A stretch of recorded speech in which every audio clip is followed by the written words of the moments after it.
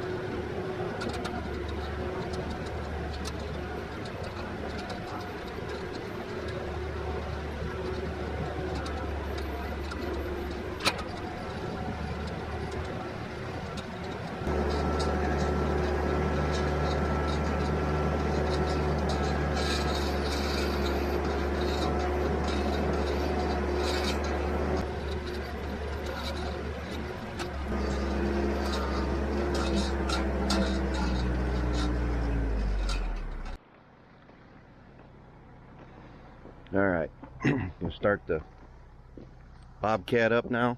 Let it warm up. I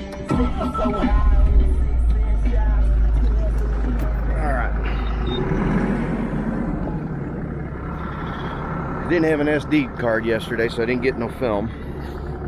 So we're hoping that today will be our last day. Got maybe another 4 hours or so on this deal. We've cleared out half of this. It's been cleared out. Punched a hole through the center and clipped the other end. So we're trying to get it knocked out. It's taken me a little longer than it probably would have Joe, because I just don't have the hours and the experience on it. That just is what it is. So I'm gonna try to take all of this scrub out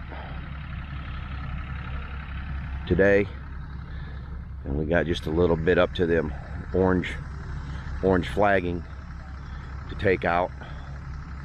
I think that big cedar right there's got to come out, and go from there. But I got 3.5 days in so far. The first 2.5 days I had a buddy that was running tractor with a grapple and clearing for me. Yesterday I was clearing, I was pulling with the excavator and running the grapple work, so kind of cut down on my progress a little bit. But I think I can get it knocked out today, trying to beat that ice storm that's coming. So after all that water and rain comes down, it'll be a week before we can get back in on this. I'll need a break anyway, because I swear I know my lane. I'm pretty good with a skid steer, but that excavator takes a slight hand, and if I never get on another excavator again, it'll be too soon. All right, we'll check in later.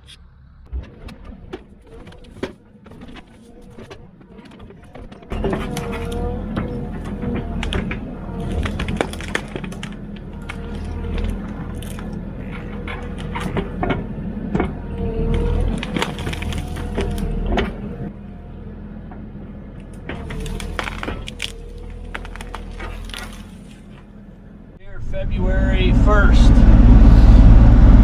We're pulling a lot of these bigger cedars. We're going to try to save as many as we can for Sharon's projects and for the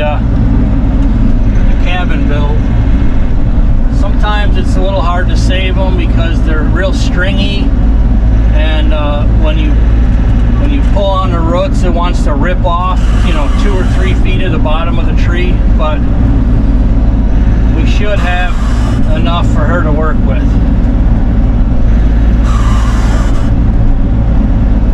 I wish I knew what that squeaking was. I mean, today we lubed the whole boat. We hit that plastic slider with lubricant. I mean, it literally sounds like it's my chair, underneath my chair somewhere.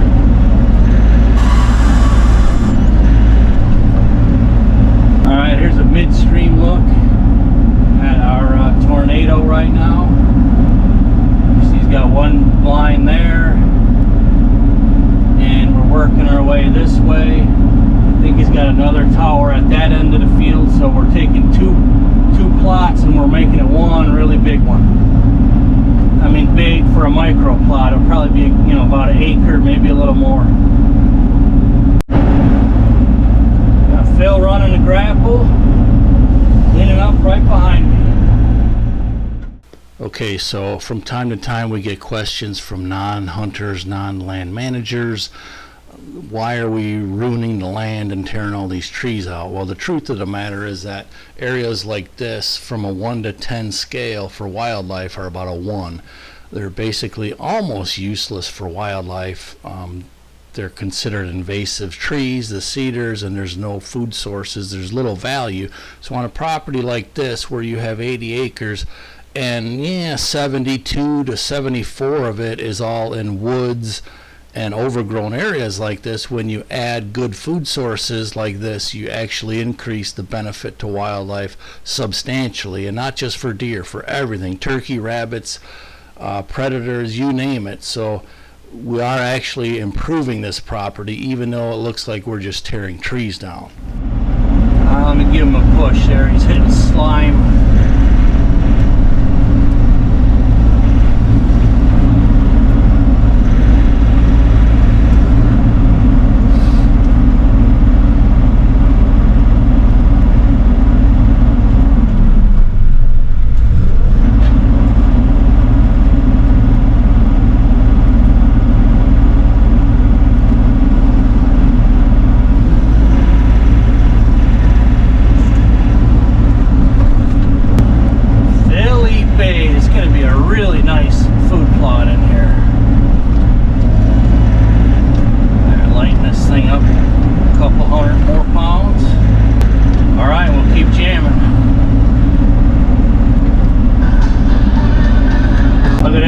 Pushing it, it's going to take that bonus cedar with it. Oh, look at that, 2 double prizes. Not one scoop did I take off of the roots, but the dirt is softer here, which makes it a lot easier.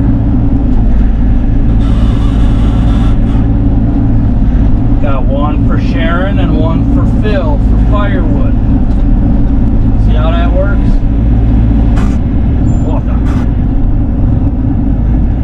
Well, Phil's back went out pretty much totally. He could hardly even walk. So I'm like trying to tell him to go back to the house, hop in a hot tub or whatever.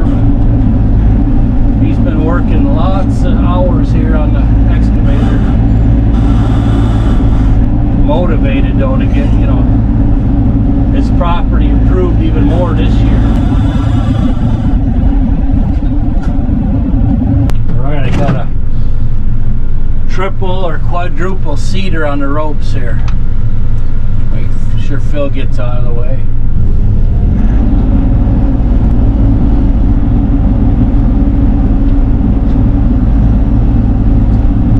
Boom.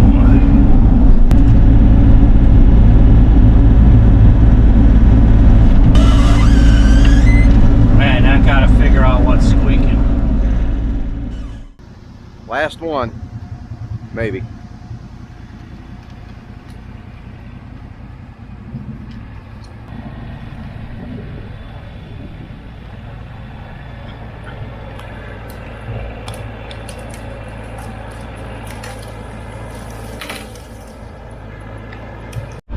All right, here's a up high after view, kind of. I'm just standing on the excavator, but Phil, you made a big mess here, man.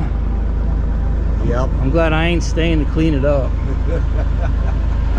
Did you see I busted another tooth? Now we got 2 teeth missing. Wow. They must have. I wonder if they chipped on the block. Well, that last hardwood had some really hard roots on it, so I know that's where I knocked that last one off at. This is going to be a fantastic plot, man. That's going to be beautiful. I know it. One good thing is, this will dry up easier now. Oh yeah, yeah, definitely.